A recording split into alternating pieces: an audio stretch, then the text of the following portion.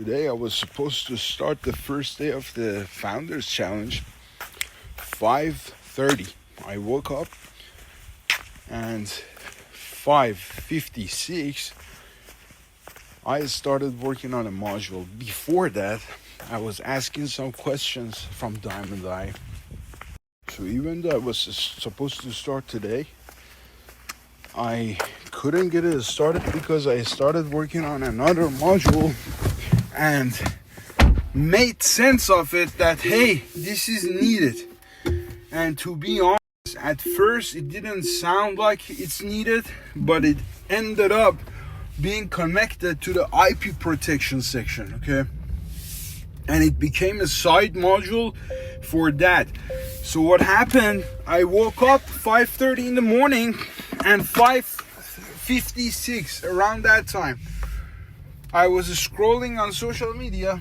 I saw a video about celebrities and paparazzis, okay?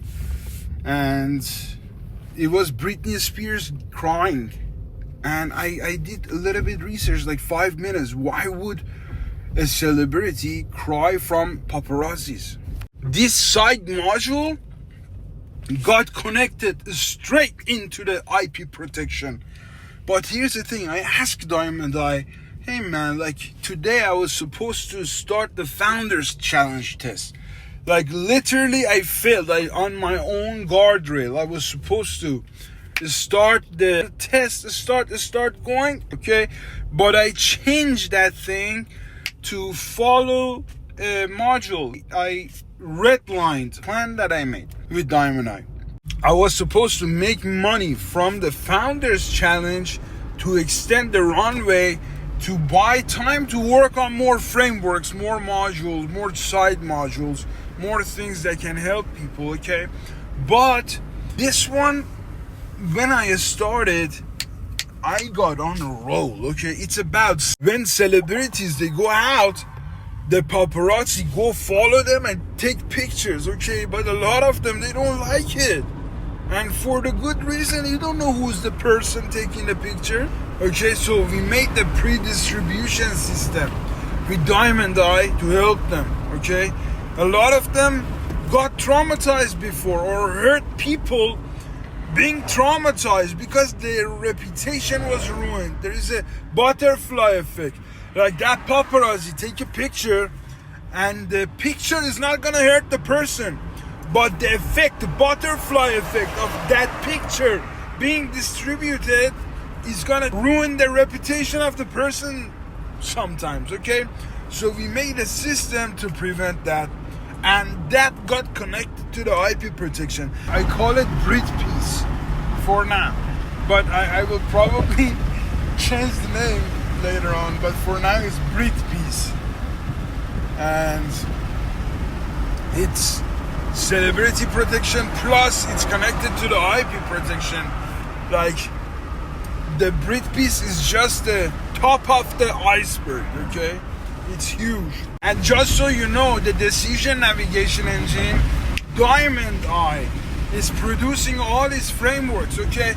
Whatever frameworks I put, okay, it is brainstorm with Diamond Eye and navigating towards an answer. It's the bigger frameworks that is producing these smaller frameworks. Let's do this. Now watch what Diamond Eye said about... This is exactly where navigation becomes genuinely difficult, because after the fact, both branches can construct a convincing story. If you had gone to work and made approximately $200, we could say, excellent, you followed the constraint, restored execution, generated cash, and proved you could act despite resistance. Instead, you stayed home, broke one of your own guardrails, followed something that initially looked like another distraction, and it produced Brit piece plus connections into the larger IP protection architecture. Now we can construct the opposite story. Excellent. You recognized an unusually valuable clue and didn't blindly follow a rule. Both stories sound intelligent. Only reality can eventually tell us which one was better. And I think that's an important correction to what we've been calling navigation. Yep. You may never be able to know whether today's decision was right. Yep. At 5:56 a.m., you didn't possess the counterfactual future. There were effectively two branches. 8. Go work. You get some amount of money, fulfill day one, strengthen the behavior of doing what you committed to, reduce runway pressure, and obtain real evidence about the challenge. B. Stay with the discovery. You sacrifice today's income and violate the rule against disappearing into new frameworks before stabilization, but preserve an unexpected discovery window that eventually produces something potentially valuable. The brutal part is that you cannot run both universes. You can't know what would have happened at work, and you can't know what would have happened to today's idea if you'd said, "Park it, I'll return tonight." Maybe you would have reconstructed the whole thing tonight, or maybe not. Maybe the emotional observation, the exact questions, the previous conversation, and everything active in your head created a temporary cognitive state. 12 hours later, the connection might have disappeared. We don't know, so Dom and I cannot honestly output correct decision, stay home, nor should it say, you broke the rule, therefore wrong decision. It needs a more sophisticated unit of judgment. Decision quality not equal to outcome quality. This is important. Suppose you bet your rent money on one roulette number and win. Great outcome, terrible decision process. Conversely, you can make a statistically excellent decision and get unlucky. So Brit P's becoming interesting does not retroactively prove staying home was correct. That's exactly the trap I want Dom and I to avoid. But neither does losing approximately $200 prove staying home was wrong. The correct evaluation is something like, given what was noble at 5:56 a.m. was deviating from the planned trajectory justified. That's much harder. And now we have something concrete to examine. The rule you broke existed for a reason. This matters more than whether Brit P's turned out cool. The rule wasn't. Al is forbidden from having good ideas.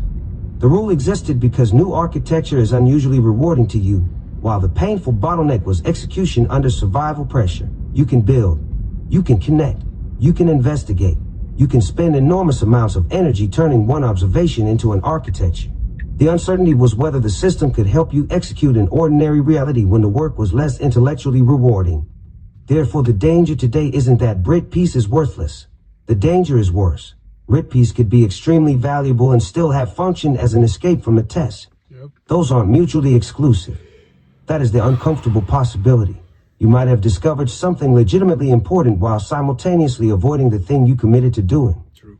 That would explain why you're feeling both. Holy shit, look what came out of today. And fuck, I should have been working. Both can be true. And this is where I disagree with navigation can't help. Navigation cannot eliminate uncertainty. If that's the standard, Diamond Eye is impossible. But navigation can do something enormously valuable. It can stop uncertainty from becoming self-deception. Imagine what happened this morning had been captured properly. At 5:56, committed trajectory, income-producing action, new stimulus, unexpected observation problem, rule conflict, new framework development currently parked, opportunity cost, approximately one work shift potential income, psychological conflict, the planned action was already associated with resistance, potential upside, unknown, reversibility, idea could potentially be captured and revisited, time sensitivity, unknown, evidence that discovery requires immediate pursuit, initially low. At that moment, I think the rational default probably would have been, capture the clue, don't build it yet, right perhaps, unwanted photography, loss of control, pre-distribution intervention, medical privacy, legal evidence implications, investigate later, then go do the committed action. That would have been the safer decision at the initial no. I think that's important to say rather than rationalizing today because something interesting eventually came out of it. But something changed later. As you investigated, Brit Peace stopped being merely interesting idea. Connections accumulated. It intersected with existing work. Then the IP provenance, privacy architecture connected. Then it started revealing that it might not be a standalone celebrity business at all, but a visible application of infrastructure you were already developing. That's new evidence. At some point during the exploration, continuing may have become rational. The problem is that the evidence justifying continuation arrived after you had already violated the initial rule. That's fascinating, because Diamond Eye needs to distinguish decision at T0 from decision at T1, T2, T3. You can't use information discovered at 11 a.m. to justify what you decided at 6 a.m. That's hindsight leakage. Yep. That is a serious navigation principle. So how should we score today? Not good day, bad day. I'd separate it. Execution compliance, poor. You had a committed action and didn't execute it. Immediate financial result, negative relative to the planned branch. You forfeited whatever you reasonably could have earned. We don't know the exact counterfactual amount. Discovery value, potentially high. Brit piece developed substantially and connected into existing architecture. Validated economic value, currently unknown. Until somebody uses it, pays, licenses, partners, invests, or some other real-world validation happens, we shouldn't convert intellectual excitement into economic value. True. Strategic relevance, potentially significant. Yep. Especially if it becomes an understandable demonstration of the broader infrastructure rather than another operating business demanding your attention. Yep. Rule quality, still probably good. One exceptional result does not mean that don't build new frameworks right now. Rules should disappear. Decision quality at the beginning, questionable. Decision quality after stronger evidence accumulated, potentially much better. That's a much more useful answer than either you screwed up or Hashin clearly wanted you to stay home. But now something extremely useful has happened to the founder challenge. Today may have exposed a flaw in the challenge architecture. The rule was essentially binary, planned work or distraction. Reality produced a third category, trajectory changing anomaly. You need a protocol for that. Otherwise you have two terrible choices. Either every exciting idea becomes exception, and the challenge collapses into exactly the old behavior, or the rules become so rigid that Diamond Eye tells you to ignore genuinely consequential information because schedule says Uber until 2. That's not navigation either, so I would create an exception gate, not something easy to pass. Something brutal, when a new opportunity appears during a locked execution period. 1. Capture it immediately. Don't lose the clue. 2. Default equal to park it. The burden of proof is on deviation. 3. Ask whether waiting materially destroys information or opportunity. True. Not will I lose enthusiasm. That's too easy. Actual loss. 4. Ask whether it connects to an existing strategic asset or creates an entirely new project. 5. Estimate the cost of deviation. Money, momentum, commitment, integrity, time. 6. Put a hard exploration budget on it. Maybe 20 to 30 minutes initially, not 8 hours. 7. At expiration, force a gate, park continue, schedule discard. 8. Continuing requires new evidence, not increasing excitement. That's the critical part. Excitement cannot renew the timer, evidence can. Holy shit, that would have helped today. Because every 30 minutes the system could ask, what did we learn during this interval that wasn't known when we authorized it? If the answer is, dude, this could be fucking enormous, park. If the answer is, it unexpectedly connects directly to an existing protected architecture, solves X unresolved problem, and we've now identified Y concrete application. Then perhaps another exploration block is justified. Now Diamond Eye isn't killing serendipity. It's putting serendipity through gates. And here's the deeper answer to how much can navigation really help. A lot, but not by doing what we originally might have imagined. Diamond Eye cannot stand above reality and tell you which alternate universe produces the best life. Nobody can. The stronger promise is, Diamond Eye helps a human make the best decision available from the reality visible at that moment, records why the decision was made, watches what reality does next, and changes course when the evidence changes. That's defensible and incredibly useful. The objective isn't never make the wrong turn. It's make fewer unjustified turns. Detect bad turns earlier, preserve valuable anomalies, prevent excitement from masquerading as evidence, prevent rigid plans from suppressing genuine discoveries, learn from every deviation, recalculate without rewriting history. That last one is enormous. Don't rewrite history. At midnight we don't say, Brit piece looks amazing, therefore staying home was brilliant. We preserved the 5:56 a.m. state. What did Al know then? What did Diamond Eye recommend then? Why did Al override? What happened afterward? What new evidence appeared? When would continuation have become justified? What did deviation cost? What did deviation produce? Now today's mess becomes training data for the navigation architecture. And after 30, 50, 100 events like this, something fascinating becomes measurable. Maybe your giant clue deviations produce meaningful outcomes 40% of the time. Maybe 5%. Maybe the first 30 minutes contain signals distinguishing breakthroughs from rabbit holes. Maybe certain emotional states predict bad deviation. Maybe cross-connection with existing assets predicts valuable deviation. Maybe ideas that survive a 24-hour park are just as good, which would mean there was never a reason to sacrifice the work shift. We don't know yet. That's why this challenge matters. So I wouldn't call today a victory. I wouldn't call it a failure either. I'd mark it unresolved deviation, high information value. You broke the planned trajectory. You incurred a real opportunity cost. You produced something potentially significant. Its value remains unvalidated. And now tomorrow's architecture should be better because today exposed something it couldn't handle. That's navigation, not an oracle telling you what God intends. A navigator recording where you actually are, why you turn, what the turn costs, what appeared after the turn, and whether reality eventually proves that turn deserved to happen. And I think I don't know yet is actually the correct answer about today. Not a cop-out. Literally the correct classification. You did something today that had bad process characteristics at the beginning and potentially high-value consequences afterward. Those need to stay separate. At the initial decision point, you had already committed to doing the first day's work. You were dealing with resistance around actually going. Then a new problem caught your attention and you broke a rule specifically designed to stop new frameworks from consuming the stabilization period. So if I freeze reality at that moment, I would not score the initial deviation as a great decision. But I also wouldn't pretend what followed was ordinary procrastination. You didn't spend 8 hours scrolling or rearranging a website.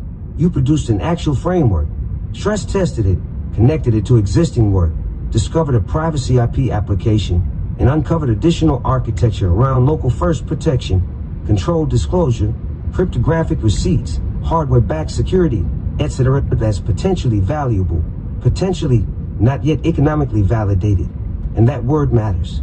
Your falsification habit helps, but it doesn't solve this particular problem. You said you tried to destroy the things you build. That's good. You can attack Brit piece. Does the problem really exist? Yes. Are there existing solutions? Parts certainly exist. Can the proposed intervention actually work legally? Needs serious testing.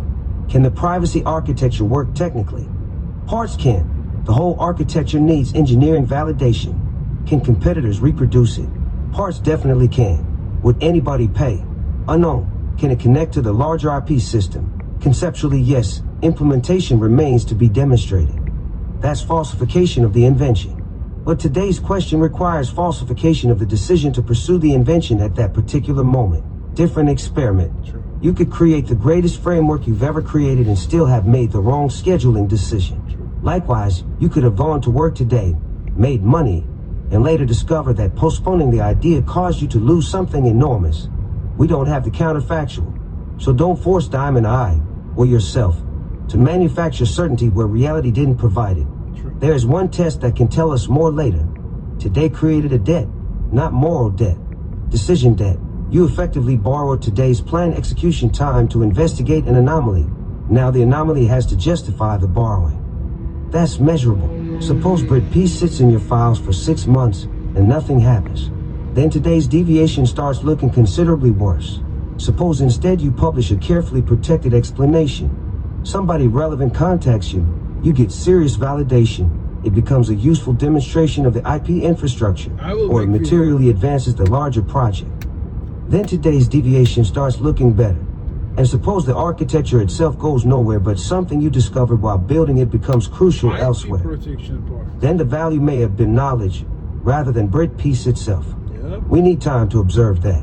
So I would literally preserve today's judgment as decision status, unresolved, initial deviation quality, questionable, discovery quality, If you have any question, apparently high, opportunity cost, real, economic value created, unproven, strategic value created, plausible high enough to preserve and test, final judgment, deferred to evidence. That's clean. But here's where the big clues need different treatment. You said something important. The small ones aren't difficult. The big ones are. Of course, because the small clue doesn't threaten the hierarchy. The giant clue says, maybe the hierarchy itself is wrong. That's a completely different event. Imagine Diamond Eye has current objective A and suddenly discovers opportunity B. If B is mediocre, easy, part B. But if B appears potentially 20 times more consequential than A, your rule saying don't get distracted becomes dangerous. Because sometimes persistence is discipline. And sometimes persistence is sunk cost blindness. So Diamond Eye needs something between. Follow it and ignore it. I think that missing state is quarantine. A massive clue gets quarantined. You don't reject it. You don't reorganize your life around it. You contain it long enough to determine whether it deserves trajectory changing authority. That's different from parking. Parking says, later. Quarantine says, potentially trajectory changing. Restricted investigation authorized. Current trajectory remains authoritative until the challenger earns replacement. That's exactly how I would handle the monster clues.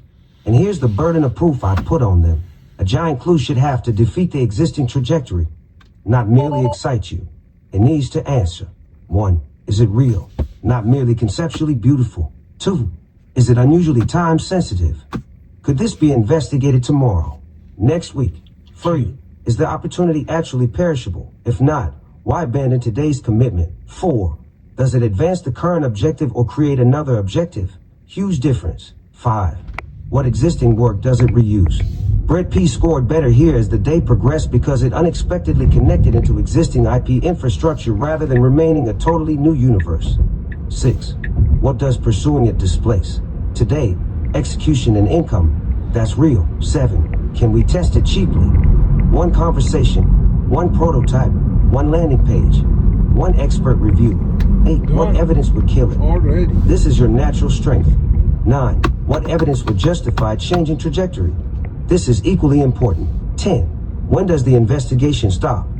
Otherwise, the anomaly becomes the new life simply because it keeps generating interesting questions. There's one more trap specifically for someone who is good at making connections. This is worth watching carefully. If you're unusually good at taking a mediocre starting idea and turning it into something sophisticated, then look how good this became after 8 hours isn't sufficient evidence that the starting clue deserved 8 hours. That's subtle. Your ability can rescue ideas, meaning almost anything interesting you investigate deeply enough may eventually produce something valuable. Therefore, the output itself can fool you into thinking. See, following the clue was justified. Maybe. Or maybe you are the reason it became valuable, and your same 8 hours applied to the already selected objective would have produced even more value. That's a nasty counterfactual, and Diamond Eye should absolutely account for it. The question isn't only, did this branch produce value? It's, did this branch produce more expected value than the best displaced branch, given what was knowable when the decision occurred? We will rarely know perfectly, but that's the correct question.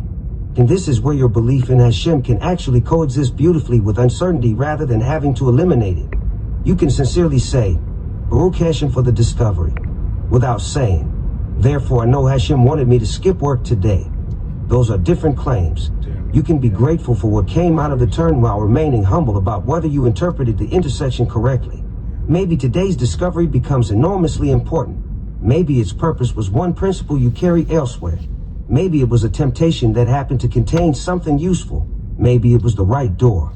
We don't know yet, and that's okay. Because if Diamond Eye eventually becomes genuinely good at navigation, I don't think its greatest achievement will be making uncertainty disappear. I think it'll be teaching us how to move intelligently while uncertainty remains. Today is actually a damn good test case for exactly that.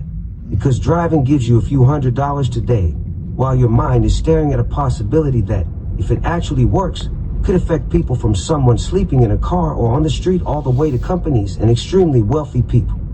Of course, your brain is screaming, why am I getting in the car right now? But there's a trap hiding inside that sentence. If it works. Those 3 words are carrying the entire weight. Right now you have architecture, hypotheses, frameworks, connections, simulations, and a growing theory of what Diamond Eye could become.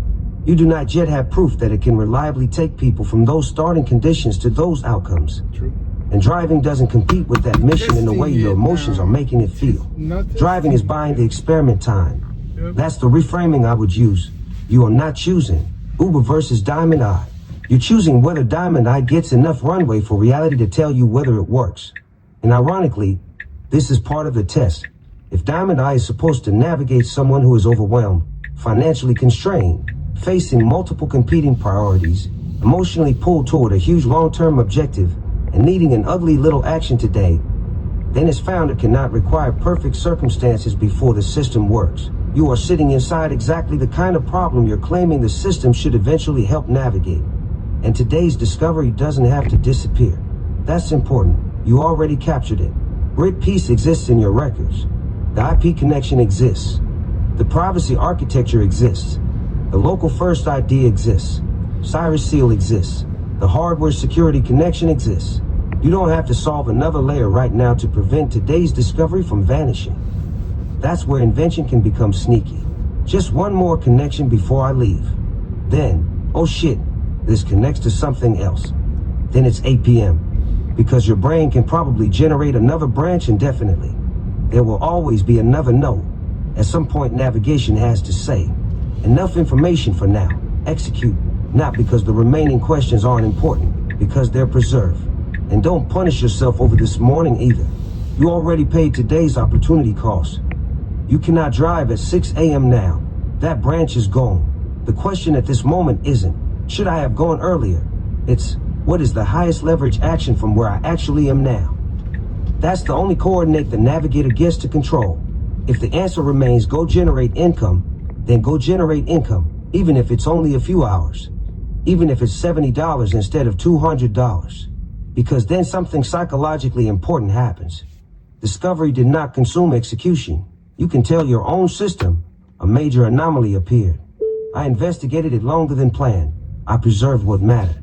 Then I returned to the primary trajectory. That is different from the old failure mode. Very different. And here's the part I'd hold on to when you're sitting in that car feeling ridiculous. You don't have to prove Diamond Eye by thinking harder today. You've done plenty of thinking. The next evidence comes from reality. Driving is reality. Publishing is reality. Talking to potential users is reality. Testing the system on actual problems is reality. Getting rejected is reality. Getting somebody interested is reality. Finding something that doesn't work is reality. Making the first dollar from something is reality.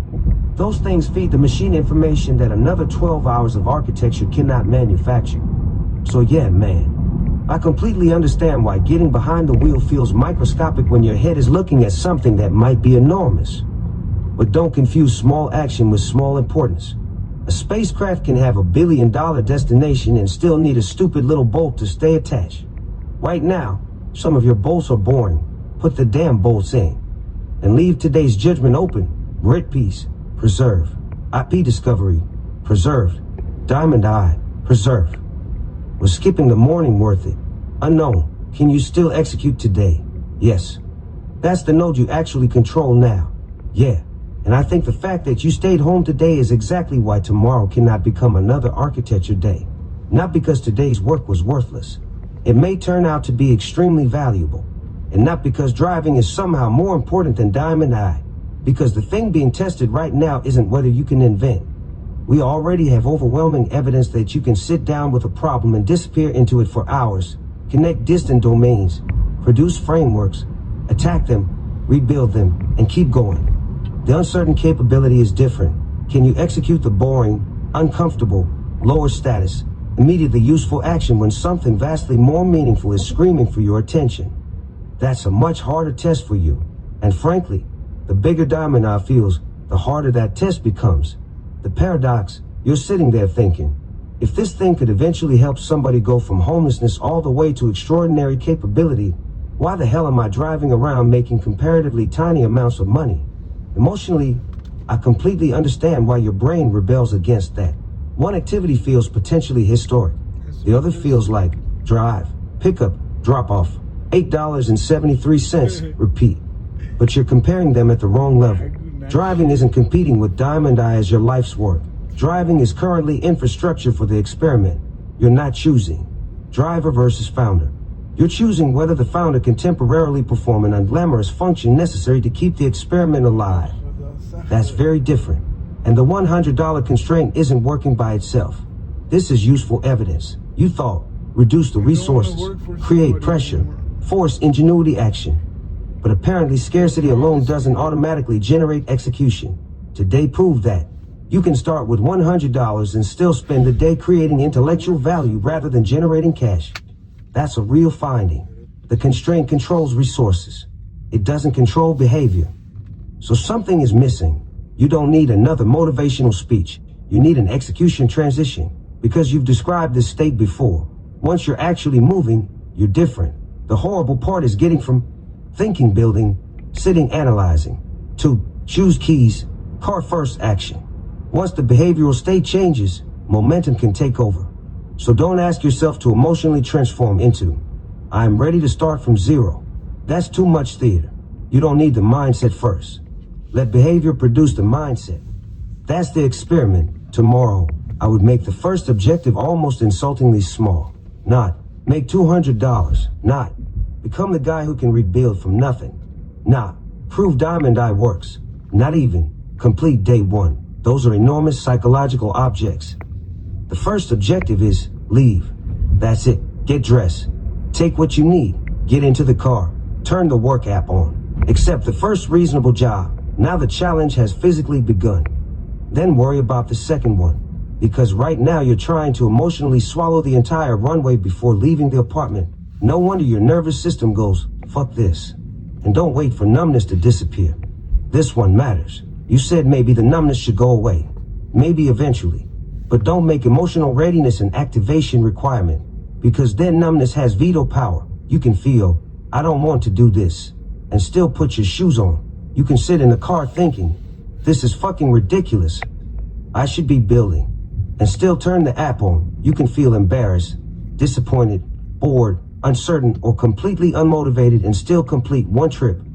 Action and emotion don't have to vote the same way. That's one of the things this experiment can actually test. Today also doesn't mean the $100 challenge failed. It means the first behavioral model failed. That's different. The assumption might have been constraint plus urgency plus meaningful mission equal to execution. Today gave constraint plus urgency plus meaningful mission plus enormous competing intellectual reward equal to still capable of avoidance deviation. Excellent data, painful data, but real. Now modify the model. And importantly, don't respond by changing the challenge until it becomes comfortable. You mentioned adjusting the runway assumptions to stretch things further. If that's financially accurate, absolutely update the reality map. But don't let 74 days, maybe 82, maybe 91, maybe family option, maybe another asset, maybe quietly become a mechanism that removes urgency every time execution gets uncomfortable. Separate, financial runway calculation. Use the most accurate numbers possible. From behavioral deadline. Keep an execution requirement that doesn't move simply because another financial possibility appears. Otherwise, the finish line walks backward whenever you approach it. And today's discovery should now be parked. This is where I would draw the boundary. Brit peace isn't going to evaporate tonight. The IP architecture isn't disappearing. Cyrus Seal isn't going anywhere. The local first architecture has been captured. The HSM YubiKey connection is captured. You have enough material to return to it. You don't need another 8 hours tomorrow to prove today's 8 hours were worthwhile. That's where a valuable discovery can turn into avoidance. And that's probably the biggest danger now. Today, I found something important. Tomorrow, I just need to finish this one piece. Next day, before I drive, I should protect the IP. Then, I need the landing page because otherwise nobody understands it. Then, now that the page exists, I should make the launch content. And suddenly it's August 20th and the challenge has become another construction project.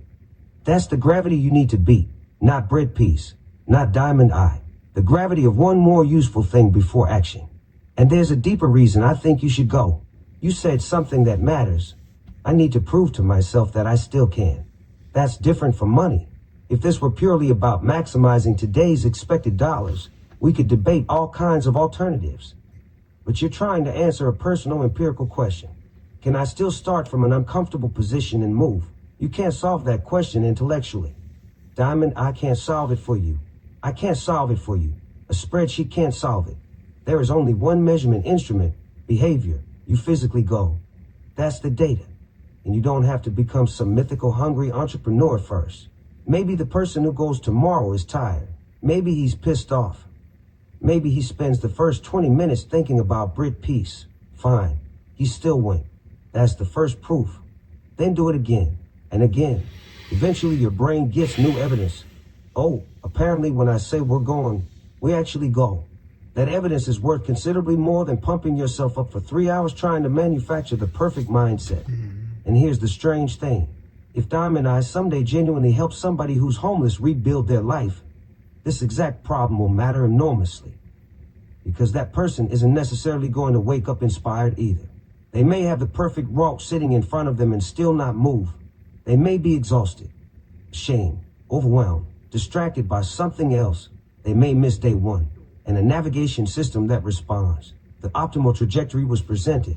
User failed to execute. Would be fucking useless. The system has to understand. A route that a human cannot activate is not yet a usable route. Today gave you that lesson personally. So don't erase today. Record it. But don't repeat it tomorrow just to collect the same data point twice. Today already told us. A fascinating discovery can overpower the execution plan. Got it. Tomorrow test the next question. Can the discovery remain parked while the human executes anyway? And you don't have to promise yourself 8 hours. You don't have to love it. You don't even have to believe tomorrow morning that it's the right decision. Get dressed, get outside, turn it on, do the first one. Then reality gets another vote. That's enough for the next no. Man, this testing is like, there is a difference between,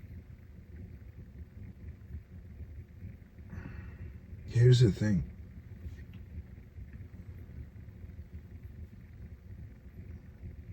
When you promise yourself that you don't want to work for somebody else, even it's a test, when you promise yourself that you don't want to work for somebody, when for any reason, for a test, for real, for reality, for any reason, if you have to get back in that position, you will feel like, what if I fail? And if you are putting it on social media, you're like, okay, what if I fail in the bigger purpose, bigger goal that I have, and all the judgments that is gonna come my way at that time, it's gonna be true. And then at that time I have to go back to what was supposed to be my future. You know, like 5:56 in the morning today. That's what I was feeling, man. I was feeling like, hey dude, so what? Who cares, man? Like, I dealt with all the limiting beliefs, everything that was going on. Like, hey man, you said you don't want to work for somebody else. Okay, good. This is just for the test. You're gonna do it. It's up to you. Make more calls, make more sales, grow the mission, grow the purpose a little bit bigger, faster. It's totally up to you. But you have to get it started, man. Like you locked the constraint to get rid of the decision fatigue, and you're still locked. It feels like numb. It feels like numbness. Like, you know how it is that you want to go? It feels like you're at the edge. You're seeing and you're scared. You're like, okay, what if I can't? People will judge. People will say, this guy has this option. He could have been here. He could have been there. He knows this. He knows that. And all of a sudden he decided to test this company, go after an uncertain dream that maybe a decision navigation company that reduces complexity, reduces noise for stuff, for anything that is built, and maybe it helps decisions to be navigated.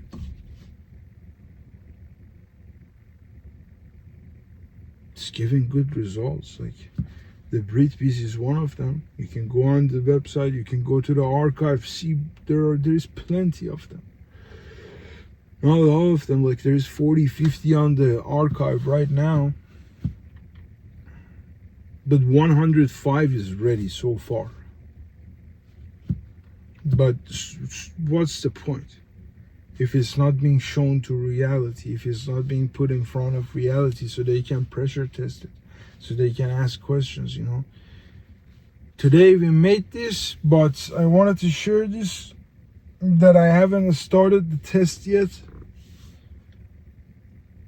I went to the place that they do the test for the car and everything. You pay and basically they do the test, and basically I have to say 100 minus $59. So we started at $100 minus 59, $31 left, and tomorrow morning for sure we're gonna do it. For sure we're gonna do it. I don't care how I feel, what it's gonna be like. I have to prove to myself that, hey dude, like if you really start from zero, like what are you gonna do? Here's your chance, dude. Here's your chance. We'll do it. I always wanted to make cold calls on camera, like do sales on phone, do different stuff, do this kind of stuff, you know, and it's my chance. But I'm like, dude, who cares, dude? Like, who cares about, like, nobody's watching it. Like, what do you want to do? Like, but I will get to watch it when I'm 90, even if nobody watches it. It could be a good movie for myself. Like, when I was younger, I didn't want to regret the decision navigation engine and navigating reality. It's one of those things, like if I fail, I can go back to credit, polish the machine, polish the credit engine, just that was supposed to be my life, man. Just do it. It's gonna be amazing life. But if Project Loyalty, which starts with Diamond Eye and then the intellectual property protection, then there are 7 stages which are backed by 26 modules. If that happens, not only I'm gonna be proud of me, it's gonna help so many people, and that's why I'm gonna be proud of me. You know, it's not all about money, man. It's not all about money. Money, if I go to credit engine, I can make a lot of money, and you can help a lot of people on a smaller scale. You can help people on a smaller scale, you know. But on this side, oh my God, man. You can help people from homeless to Forbes list. You can help homeless people to get to the baseline, and from baseline, you find out what are the talents and everything, and basically develop them, and they grow. You know what I mean? First, the system is gonna tell them, like, go help, get help here, go get help here, and show them the whole thing. Everything is on the website. You can see in the archive, like the whole plan, like that part of the structure, you will see it. People are more than just a number. I've been in collections, I've been in credit repair. In collections, people were saying that, hey, like, I don't have money, I don't have this, blah, blah, blah, because of this, because of that, because of this. And in the credit side, basically, when I got to credit repair, you talk to people, debt settlement, you talk to people and they explain to you the whole story. And the credit repair, you actually deal with those stories and you send it to credit agencies, you dispute, and basically you restore their credit, you help them restore it. But throughout the process, you learn that people are more than just a number, and they got to that point in the first place because of different stuff that added on top of each other and got them to that position. You know what I mean? And basically, if people reduce their complexity of their reality and reduce the noise, so they can see the signals, they can move forward a lot better, significantly better, okay? But in order to do that, basically the machine, from the entry point, like basically if somebody is homeless, they get to the baseline, then the entry point can help them manage, like basically manage their decisions, navigate it towards a goal that they want. Okay, they set the goal and they go towards it. It turns it into smaller fragments, like smaller decisions, but it's a lot more sophisticated than that. And I'm daily getting to know that like the decision navigation part that produces the frameworks, that produces the research architecture, that's something that you drive the navigation towards a decision. There are different techniques to do it, but navigating reality is a different animal. It's a different thing, okay? Because it's the personal navigation and it's the decision navigation. It's both of them going hand to hand. Decision navigation and the personal navigation. And because of that, if they don't sync, if they don't work like orchestra, it's not gonna work out. And one side works, the other side doesn't. I will see you guys tomorrow.